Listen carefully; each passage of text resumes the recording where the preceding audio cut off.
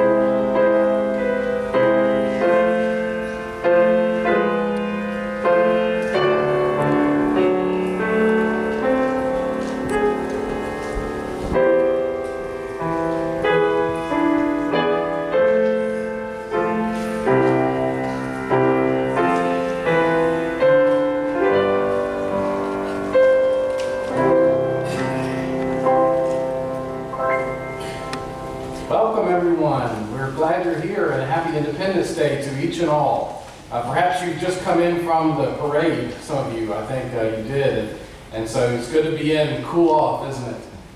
We welcome you, and we're excited about tonight's fireworks in town and all the ways that Beaufort goes on to celebrate. And we come together today at this time and hour and at this opportunity because some years ago, the Sons of Liberty of Philadelphia asked Congress if a church in each state of the 13 colonies could ring their bell 13 times, one for each colony, in the course of today, every Independence Day. And so Ann Street had the honor and distinction of being chosen for North Carolina. So we carry that with thanksgiving and pride of our opportunity to be a witness. And so today, we'll go on to do that. One thing about that, it is in our designation and our responsibility to ring at 2 p.m. And so we never know exactly how long, each little part of the service will take. So if you did manage to get a bulletin, we'll have to make a lot more for next year. But if you did manage to get one, the ringing of the bell is the fourth item on there. But that will actually sort of float across the service to whatever time 2 o'clock happens to be. And I'll manage that with you. And so we'll, if we're not at 2 o'clock, we'll move on past it and do it a little later. So you'll be aware of that, I'm sure. You understand.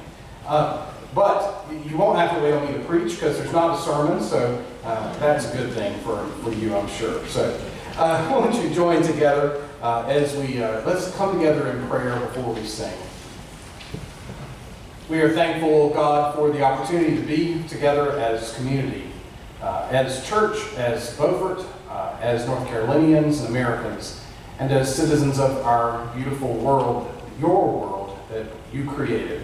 And we ask that you will continue to bless our festivities today, especially give everyone safety, and let us show that we care so very much for this that has been entrusted to us.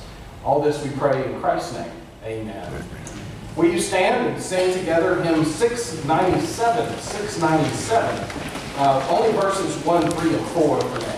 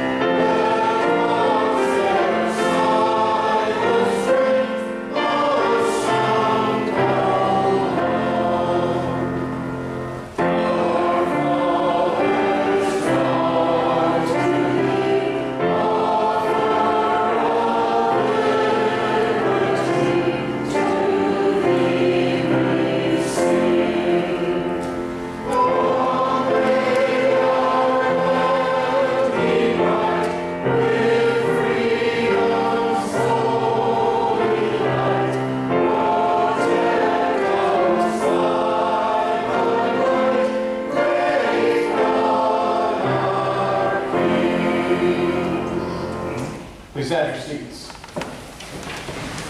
I'll be reading to you the Declaration of Independence. It is, of course, speaks for itself, and so needs no introduction. But I'll bring it to verbal word today, and hopefully bring it off the page and into your hearts. In Congress, July 4th, 1776. The unanimous declaration of these 13 United States of America, when in the course of human events it becomes necessary for one people to dissolve the political bands which have connected them with another, and to assume among the powers of the earth the separate and equal station to which the laws of nature and of nature's God entitle them, a decent respect of the opinions of mankind requires that they should declare the causes which impel them to the separation. We hold these truths to be self-evident, that all men are created equal, that they are endowed by their Creator with certain unalienable rights, that among these are life, liberty, and the pursuit of happiness, that to secure these rights, governments are instituted among men, deriving their just powers from the consent of the governed,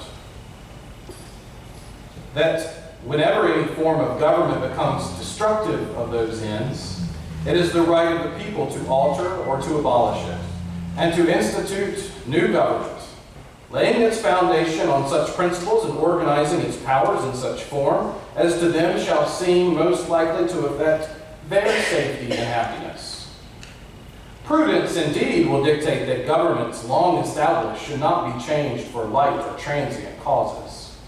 And accordingly, all experience hath shown that mankind are more disposed to suffer while evils are sufferable than to right themselves by abolishing the forms to which they are accustomed. But when a long train of abuses and usurpations, pursuing invariably the same object, evinces a design to reduce them under absolute despotism, it is their right, it is their duty to throw off such governments and to provide new guards for their future security. Such has been the patient sufferance of these colonies, and such is now the necessity which constrains them to alter their former systems of government.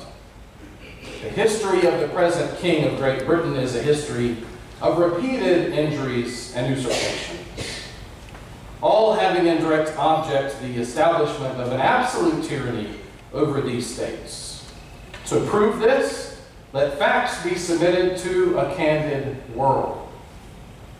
He has refused his assent to laws, the most wholesome and necessary for the public good.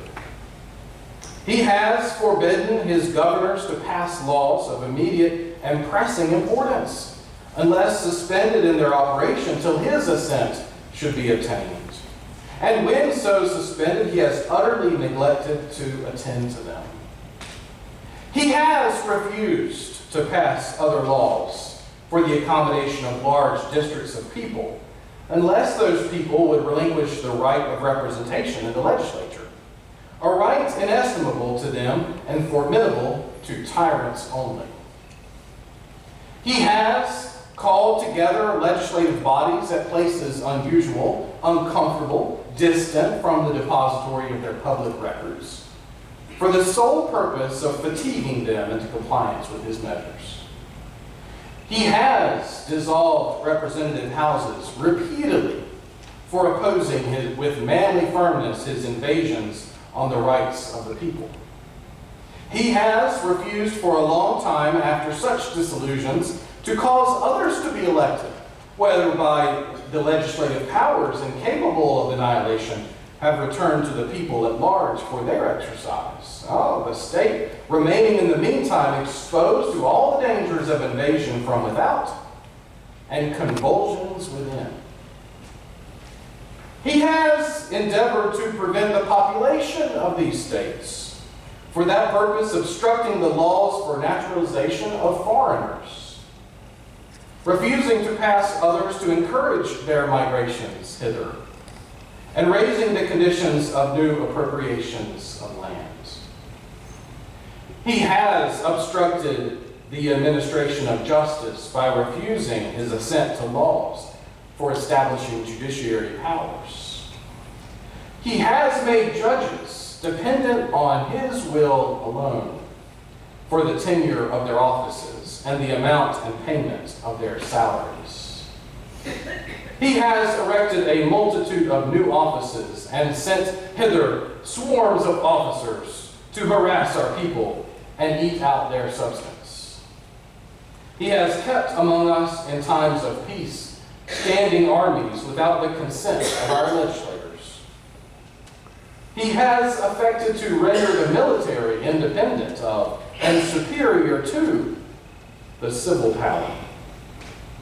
He has combined with others to subject us to a jurisdiction foreign to our Constitution and unacknowledged by our laws, giving his assent to their acts of pretended legislation, for quartering large bodies of armed troops among us, for protecting them by a mock trial from punishment for any murders which they should commit on the inhabitants of these states, for cutting off our trade with all parts of the world, for imposing taxes on us without our consent, for depriving us in many cases of the benefits of trial by jury, for transporting us beyond seas to be tried for pretended offenses, for abolishing the free system of English laws in a neighboring province, establishing therein an arbitrary government and enlarging its boundaries so as to render it at once an example and fit instrument for introducing the same absolute rule into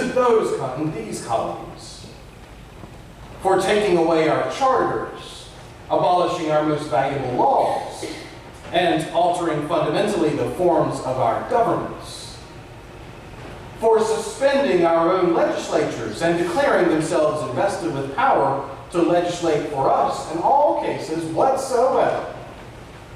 He has abdicated government here by declaring us out of his protection and waging war against us. He has plundered our seas, ravaged our coasts, burnt our towns, and destroyed the lives of our people. He is, at this time, transporting large armies of foreign mercenaries to complete the works of death and desolation and tyranny already begun with circumstances of cruelty and perfidy scarcely paralleled in the most barbarous ages and totally unworthy the head of a civilized nation.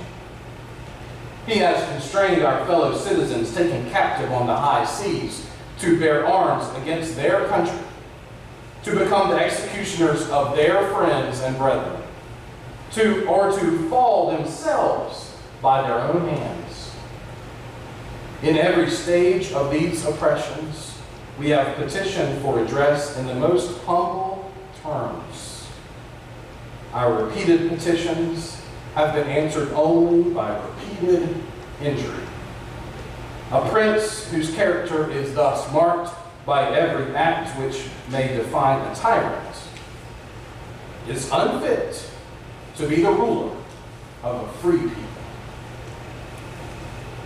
Nor have we been wanting in attentions to our British brethren.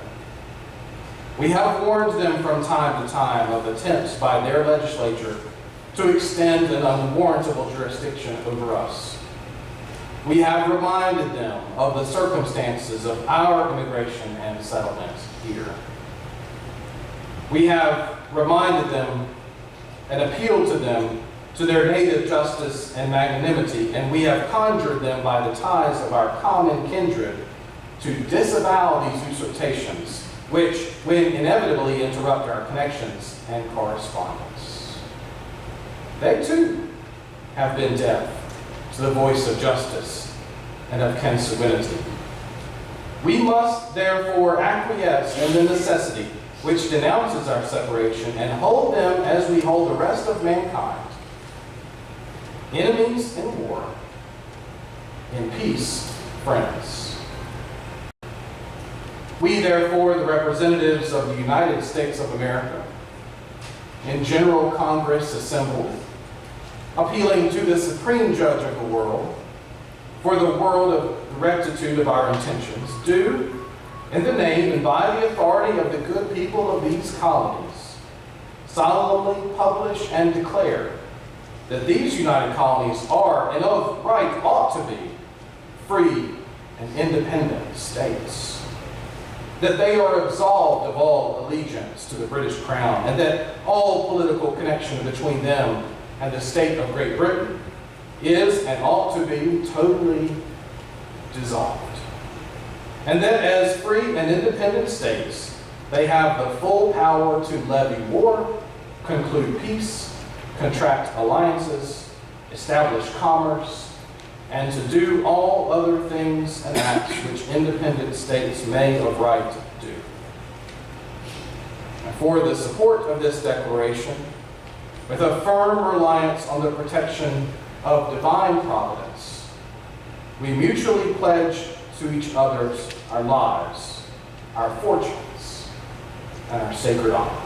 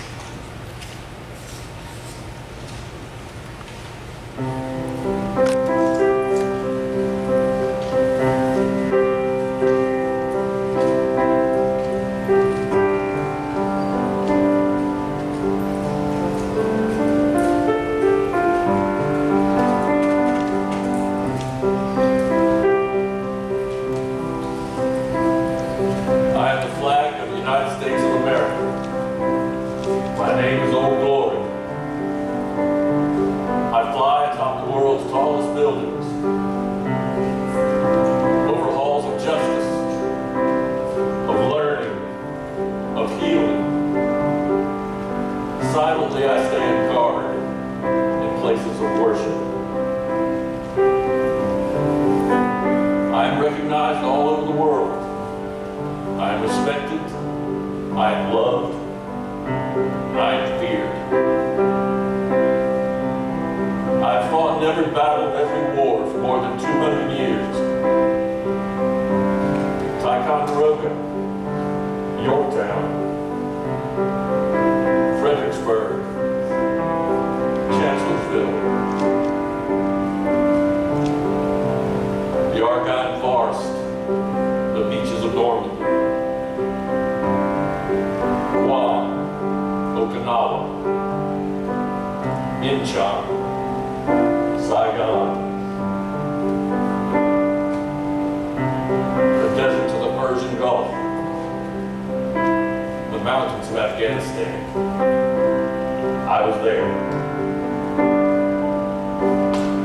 I have been soiled, burned, torn, and trampled on the streets of countries I have helped set free. It does not hurt, for I am invincible. I have been soiled and burned in the streets of my own country. That does hurt. But I shall overcome, for I am strong. On September 11th, when cowards attacked, I was there. I was in a small field in Pennsylvania when ordinary citizens said, "We will not be instruments of destruction." I have even slipped the surly bonds of earth, and I stand watch over uncharted new frontiers of space. From my vantage point on the moon, I have borne silent witness to all of America's finest hours. But my finest hour comes when I fly at half-staff to honor my soldiers, and when I am carefully folded and presented in the trembling arms of a grieving mother at the graveside of her fallen son. I am proud. My name is Old Glory. Dear God, long may I wave.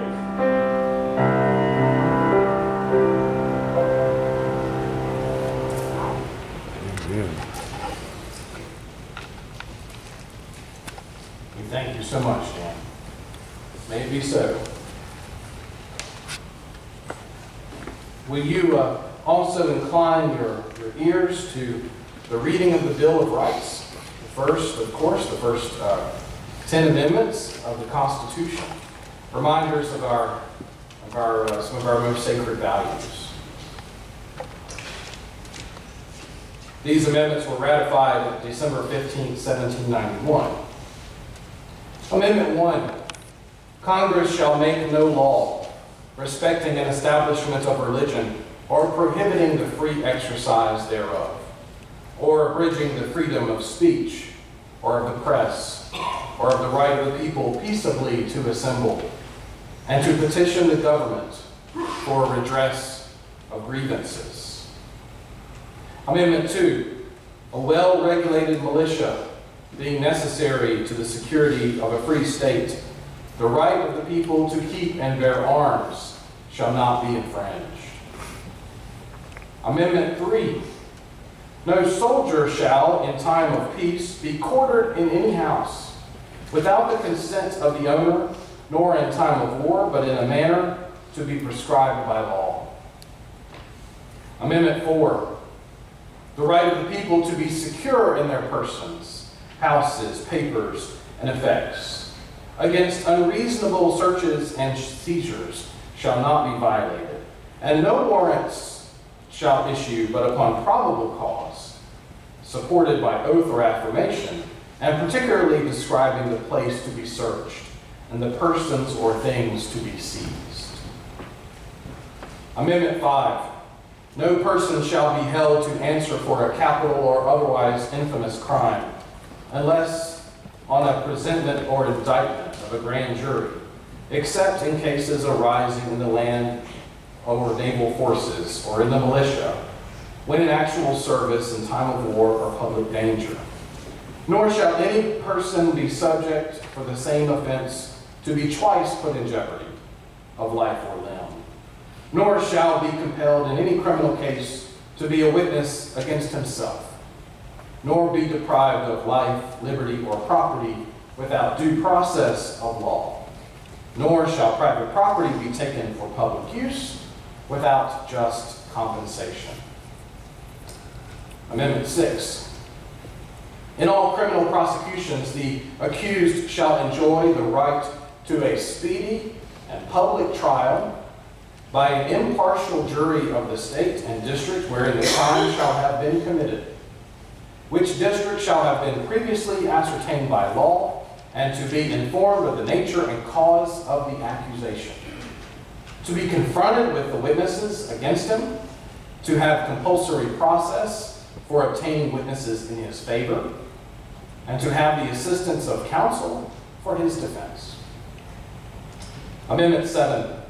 In suits at common law where the value in controversy shall exceed $20, the right of trial by jury shall be preserved, and no fact tried by a jury shall be otherwise re-examined in any court of the United States than according to the rules of the common law. Amendment 8, excessive bail shall not be required, nor excessive fines imposed, nor cruel and unusual punishments inflicted. Amendment 9, the enumeration of the Constitution of certain rights shall not be construed to deny or disparage others retained by the people. And Amendment 10, the power is not delegated to the United States by the Constitution, nor prohibited by it to the states, or reserved to the states respectively, or to the people.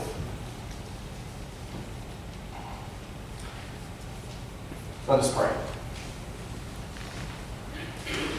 O Lord God of heaven, you alone are the Lord. You made the heavens, the highest heavens, and all their host, and the earth and everything upon it, and the seas and everything in them. And you have blessed us with life most precious, eternal life through your Son, Jesus Christ, through whom we have been given all things. You have given us this great nation full of beauty and wonder, from the mountains to the prairies, from sea to shining sea. You have given us land rich with natural resources, everything we need to live and prosper. Oh God, we are grateful. Grateful for your provision and your protection. For the ability to achieve great things, and we strive to do great things in return for all that we have been given. We pray especially today for the leaders of our nation and leaders around the world, that they may desire to serve your people in justice and peace, that they may seek your guidance as they make decisions, and that they may boldly follow your will. May they share your passion for people, for truth, and for righteousness. O God, bless and protect all who serve in the cause of our nation's freedoms. Uphold and support those veterans among us and those beyond these walls. Comfort the families of those who have lost loved ones in service, and empower those who have served and are striving to make new lives back home. Empower them with your grace. For all courageous men and women in uniform and all veterans, Lord, we are grateful. Bless this, our America, and its experiment of life. Shower it with opportunity and prosperity in all things. This we ask in the precious name of our Lord and Savior, Jesus the Savior, the Christ. Amen. At this time, we will ring the bell. I will name each of the colonies, and we will listen as the bell rings out with each of their names. Delaware.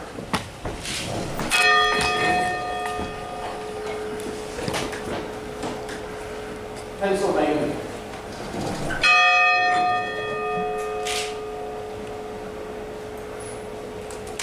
New Jersey.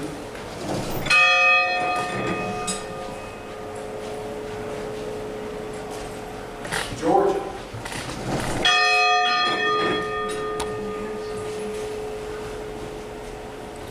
Connecticut.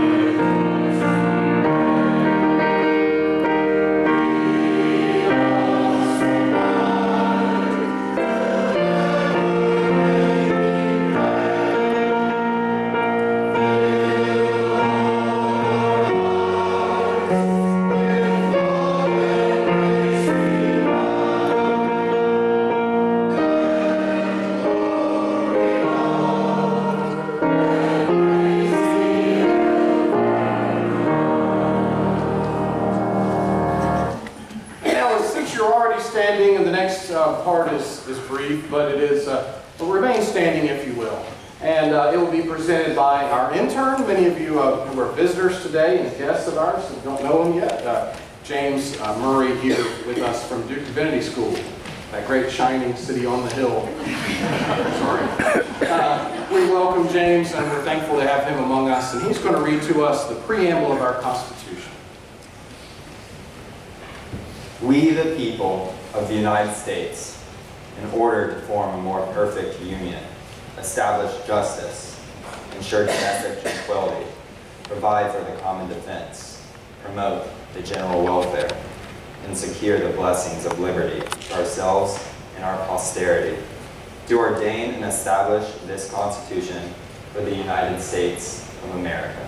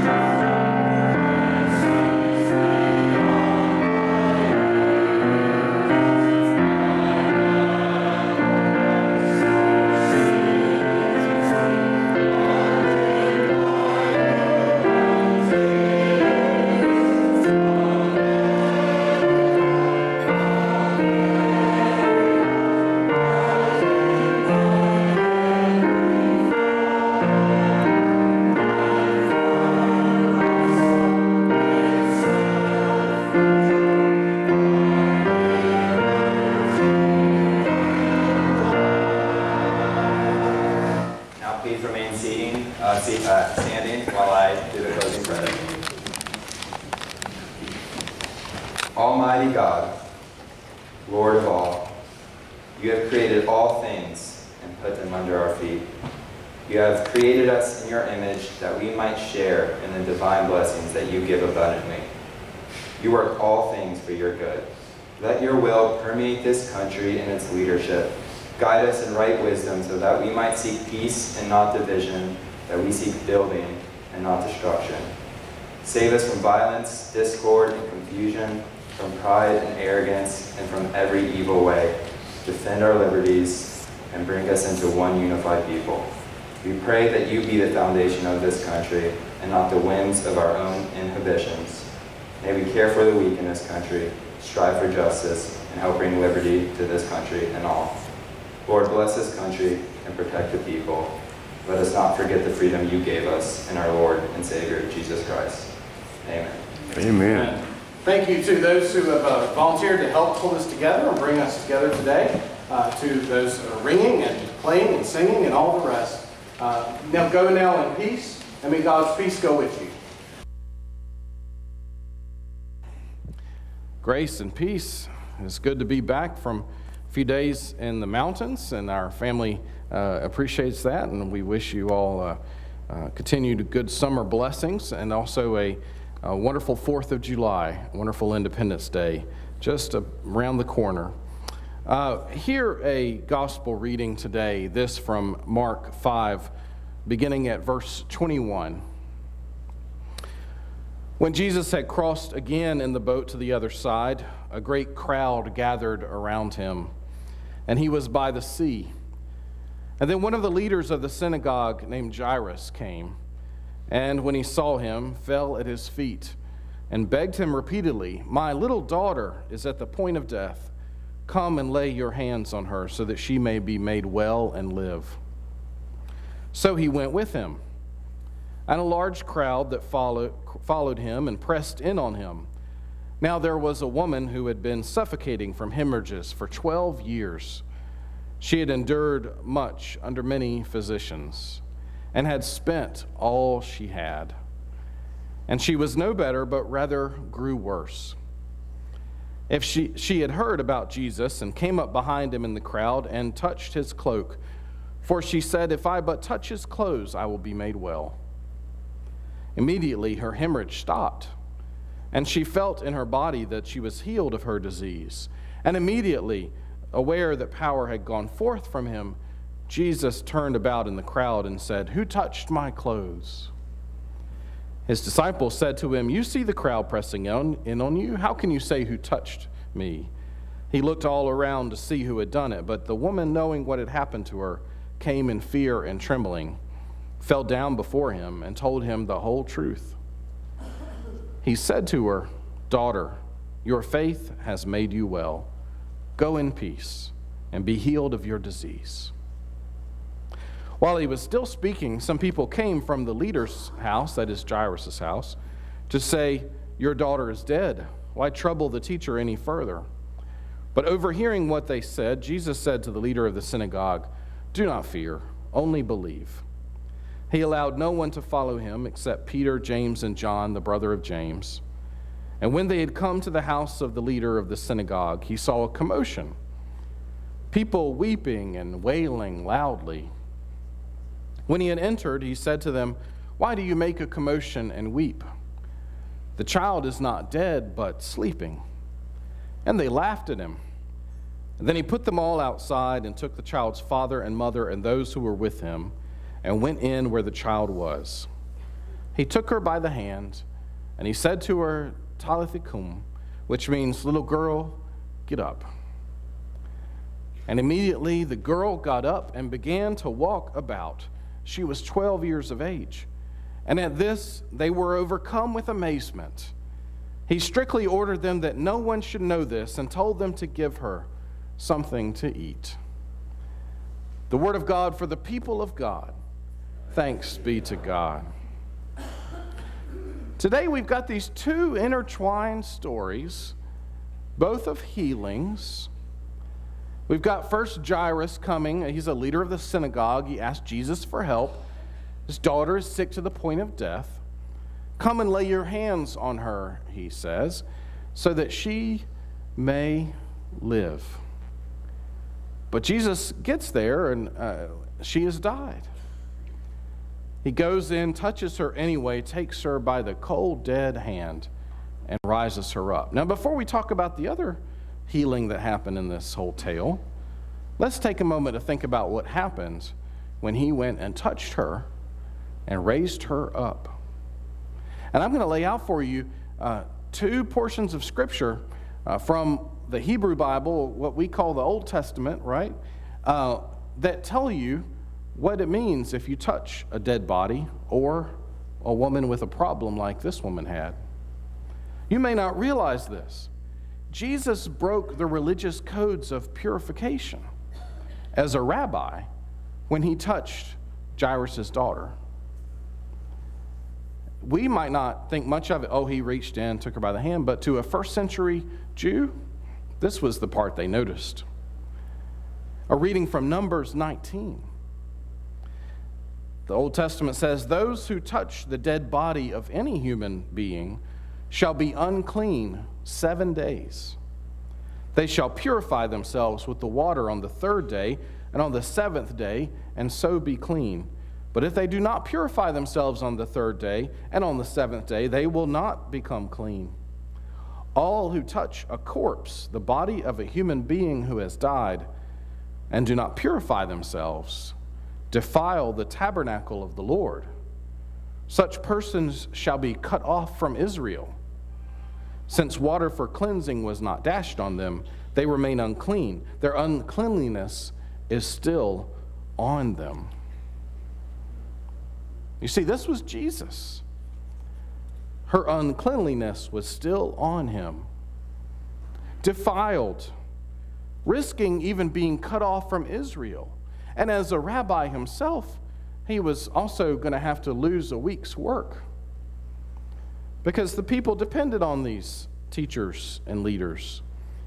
But here was Jesus touching a body, nevertheless, even though it was going to cost him, even though it was going to make other parts of his life more difficult. Jesus then, on the way to this girl, was waylaid by the woman with the bleeding. She had, as most of you know, a gynecological disorder. We don't know exactly what it was, but it was not only a medical issue, but a purification issue for her. She couldn't bear children, most likely, and she probably was never going to be married.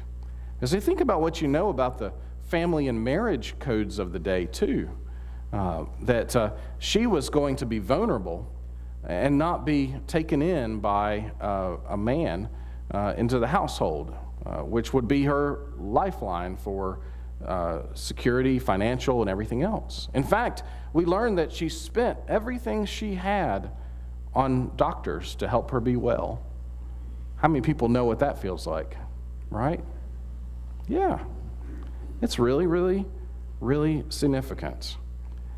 And she doesn't have Social Security or anything like that to go for. So she's desperate in healing too, but instead of having Jesus go to her, she comes to Jesus in this story. And she comes because she knows she can touch his robe and be healed. But do you know what Leviticus says about what happens to Jesus when she touches his cloak? Anybody ever tell you about that? It says in Leviticus 15, if a woman with a discharge of blood for many days, not at the time of her impurity, or if she has a discharge beyond the time of her impurity, all the days of her discharge she shall continue in uncleanness. As in the days of her impurity, she shall be unclean. Now hear this. Every bed on which she lies during all the days of her discharge shall be treated as the bed of her impurity. And everything on which she sits shall be unclean, as in the uncleanness of her impurity. And whoever touches these things shall be unclean, and shall wash his clothes and bathe in water, and be unclean until the evening. That's a lot, isn't it? That's a lot on anybody. Twice in one afternoon, in one journey to Jairus' house, twice Jesus has come into physical contact with impurity that rendered him, in the eyes of everyone around there, very impure, doubly impure. He's defiled, he's impure, he's unfit to enter the temple. He's not going to be allowed to go and do the things he had been doing. But a big part of the miracle behind these healing stories is not just that the young girl rose up from death. That's huge and enormous. And that the woman was saved and healed from her malady. That's enormous. But there's another miracle, that Jesus took on their defilements. And he did not take the uncleanliness on him, but he spread his purity and cleanliness of spirit to them. This is the miracle, that their impurity hasn't passed on to Jesus. Rather, his holiness is passed on to them. Wherever he is, whatever happens to him, the power and grace flow from him, and they don't get on him. They don't stick, you know. What was it we used to say? I'm made of rubber and you're made of glue, right? But no, that doesn't stick to him. His holiness is passed on. You know, they used to say, the old rabbis used to say about Elisha, the miracle worker, that his very bones had the power to resurrect whatever grave they went into and any other bones in the graves around his. Or they used to say that Malachi would talk about the day of the Lord when the Son of Righteousness shall rise with, they used to say, healing in his wings. Don't we use that? Haven't you heard that in church before? Healing in his wings. And they said that, maybe that was kind of what they meant when we're thinking of when she touched his cloak, that these were like his wings. The holiness of Jesus flows out from him. In fact, he's mysteriously aware of this. And the woman who touches him, she knows that he becomes aware. And she pushes in through and says, "It was I. I touched your clothes." It's not just that Jesus touches us to heal us and to give us life. But what's so amazing to me and to you, I hope, in these stories, is that he's affected by our touch. Does he change? No, of course not. But that doesn't mean he's not affected. Let's say moved by our touch to him. Many times in the Gospels we hear about Jesus, and it says he was moved with compassion. And that word for compassion really means, it's a very visceral word. It's actually kind of a gastroenterological word. It means he was gripped in his gut. He was hurting in his gut. His compassion is so great. When we reach out to Jesus in prayer and worship through the poor and the vulnerable, he is moved, he's affected, he's touched by our faithfulness and our desire of him. That's a miracle in itself. This woman needed to be healed, and like so many of today, as I said, she had spent all she had on doctors and medical care. Yet the touch of Jesus reorders her world. It brings back life to her and to the girl. And not only that, but Jesus validates her existence. Because even though she's unclean, he calls her daughter. And we don't have a lot of examples of Jesus calling someone son or daughter. Jesus connects with the one he heals in a deeper way, restoring her not only physically, but by calling her daughter, by visiting Jairus' house and touching his daughter's body, he has restored them to the community and made them whole and made them pure and clean. You may feel sometimes that you're unclean, impure. Maybe you don't think of it in a whole ritualistic sense, but you feel it in your feelings, in your self concern for yourself, in your sense of right and wrong. Maybe you're holding on to some things that you would hope to be cleansed of in your heart, or maybe on your body. Jesus is not only the healer, but he's in a relationship with you and is affected by your desire for him. These two stories are intertwined not just because one is sandwiched between the other, but because they are stories of how God has come for both insider and outsider, old and young, rich and poor, sick and healthy. So here's some good news for this morning. When we hit bottom, or life spins out of control, or we get news that's so bad we can do nothing to make it better, when we call out to Jesus, we're surprised that he's given us more faith than we thought we had. Would you reach out to him today? Would you dare interrupt the Master with your need? Do you have the tenacity to reach out and take hold of his cloak? To pull on his shoulder? Can you risk ridicule from others who don't understand what he offers? Will you? Do you dare approach and delay the Jesus who loves fiercely and speaks sharply, who looks you in the eye and speaks to you of God and God's uncompromising love? Do you? Folks, do you? Do you want Jesus who commands you to love your enemies and serve the poor and see yourself in the stranger?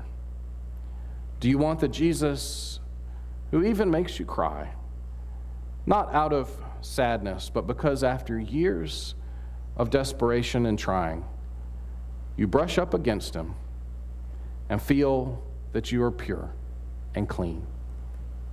Do you know that you are clean? I pray you do. And if you don't, I pray you start today. In the name of the Father, Son, and Holy Spirit, amen.